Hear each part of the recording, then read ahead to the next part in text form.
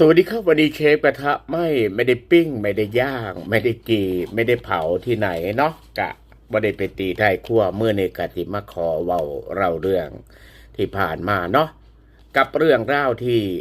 โลกเปลี่ยนไปหรือว่าอเมริกันเฟิร์สกันแล้วกันเนาะหรือว่าคนบ้านเฮามีของหลากหลายเท่าที่ไปมาเนาะนาที่เป็นเบิงของกาฬสินธุ์เนาะมีทั้งมันมีทั้งอ้อยมีทั้งเขาเอิ้นว่าปูปลาเนาะแล้วก็เอ่อมีหลากหลายทางโภชนาการกับเขาวกับน้ำบ้านเฮาไปหมองใดมีแต่ความอุดมสมบูรณ์เนาะโดยเฉพาะกล้วยสมัยหนึ่งประเทศอเมริกาเห็นบอกว่าปลูกกล้วยบ่ได้บ่สามารถปลูกกล้วยได้เนาะถึงกับขนาดไปเอาล่าอาณานิคมทางลาตินอเมริกาไป หรือว่ายุคเพิ่นว่าเจ้าป่าแห่งการปกครองของเมืองเขาเอิ้นว่าประชุมอยู่เมืองมินิทเนาะทุกมื้อนี่เอาระบบ AI เข้ามาใส่แล้วก็หน้าที่เช็คเบิ่งแล้วว่าแต่ละประเทศนี่บ่มีหยังดีหรือว่าบ่มีหยังซัวอเมริกาคือสิเบิ่งแล้วก็คือสิปล่อยวางแล้วก็ปล่อยให้หากินเอง เพราะว่าหนึ่งการเลี้ยงดูปูเสือการที่เป็นพี่ใหญ่หรือว่าเป็นเจ้าโลกขึ้นมามีแต่เสียหายเนาะมีแต่จกอย่างเดียวมีแต่บอกว่าลูกพี่คือบ่จก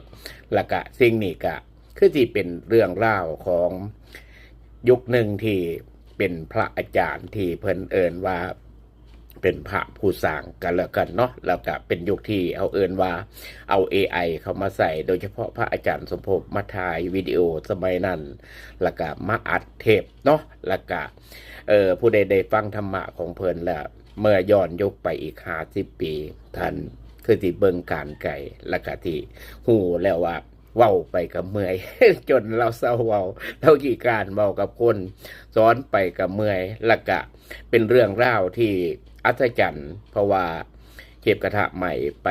วัดเพลินแล้วรู้สึกว่าที่แปลกเนาะแล้วก็การปัดการกวาดใบใบไม้นี่โอ้โหลมลื่นแล้วก็อีกอย่างหนึ่งเป็นป่าที่ท่านได้ปลูกเองท่านคือที่บอกว่าอาศัยผู้ใดผู้ใดนอกจากที่เฮ็ดเองสู่มือนี่เจ้าป่าต้องควบคุมเจ้าของเองบ่แม่นว่าสิไปดินล้นควบคุมผู้นั้นผู้นี้ได้